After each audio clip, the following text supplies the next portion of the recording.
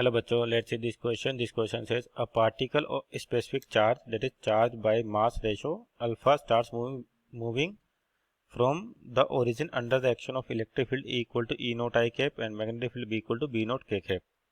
Its velocity at x naught y naught 0 is 4I minus 3j cap. The value of x naught is.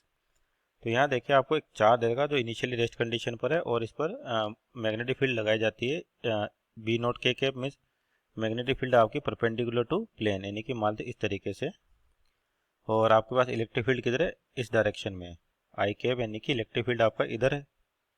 तो initially charge का rest पर है और जैसे ही यहाँ पर फील्ड लगाई जाती है तो इस इलेक्ट्रिक फील्ड की वजह से फोर्स लगेगा Q इंटू ई का, Q इंटू ई।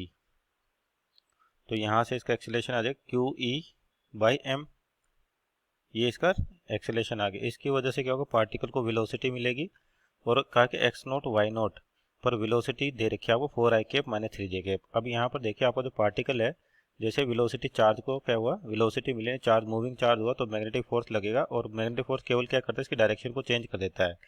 तो आपका जो डायरेक्शन होगी या मैग्नेटिक फोर्स की वैल्यू लिखे, ये होगी क्यू वी क्रॉस बी, यानी कि मैग्नेटिक फोर्स का डायरेक्शन किधर आएगा, वी क्रॉस बी, यानी कि वेक्टर क्रॉस प्रोडक्ट के रिजल्ट से। तो ये हो गया magnetic force V cross B. तो आपका वी इस साइड है, बी बाहर की ओर है, तो जब वी क्रॉस बी करेंगे अपन तो आपका चार्ज किधर मूव कर देगा, कुछ ऐसे मूव कर देगा। यानी कि ये ओरिजिन है आपके पास और यहाँ पर मान लो किसी पॉइंट पे पहुंचा जब इसके कोऑर्डिनेट कितने एक्स नोट और वाई नोट है। तो आपको यहाँ बताना है कि मैग्नेटिक फील्ड एक्स की वैल्यू बतानी। तो सबसे पहले यहाँ पर की कॉन्सेप्ट की बात करते हैं। की कॉन्सेप्ट, तो यहाँ पर की कॉन्सेप्ट क्या, बेसिकली आपका दोनों फील्ड एक्टिवेट है आपके पास, इलेक्ट्रिक फील्ड और मैग्नेटिक फील्ड, तो दोनों ही फोर्स लगाएंगी। तो उस फोर्स को अपन कहते हैं लोरेंज फोर्स, आपके पास लोरेंज फोर्स।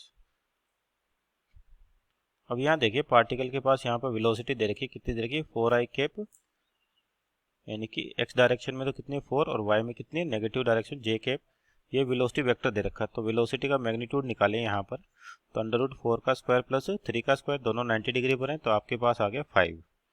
तो ये वेलोसिटी होगी।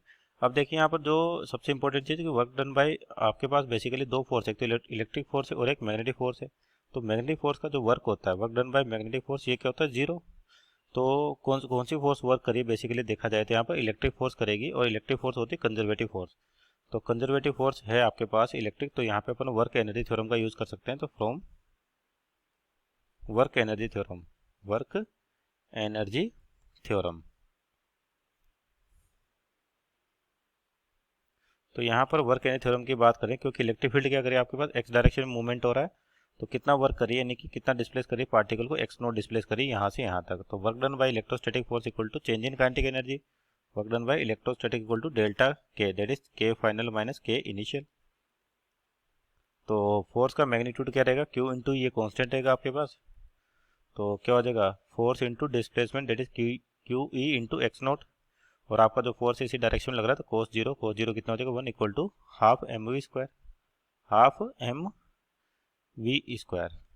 तो यहाँ पर अपने को Q बाई एम का रेशो भी दे रखा है, कितना, अल्फा, कि अपने को Q बाई एम कितना दे रखा है, अल्फा दे रखा है। तो यहाँ से m की जगह पर अपन क्या रखें, Q बाई अल्फा, m की जगह क्या रख सकते हैं अपन, Q बाई अल्फा। तो अपना जो इक्वेशन क्या बन जाएगी, Q E X naught half M V square, m की जगह क्या आ जाएगा, Q by alpha into V, कितना 25 तो यहाँ पर आपका एक्स नोट कितना आ जाएगा, X naught equal to 25/2 E X naught. So our final answer is 25/2 E X naught. Option check करें तो ऑप्शन नंबर आपका यहाँ पे option number C is our right answer. Hope you understood well, best of luck.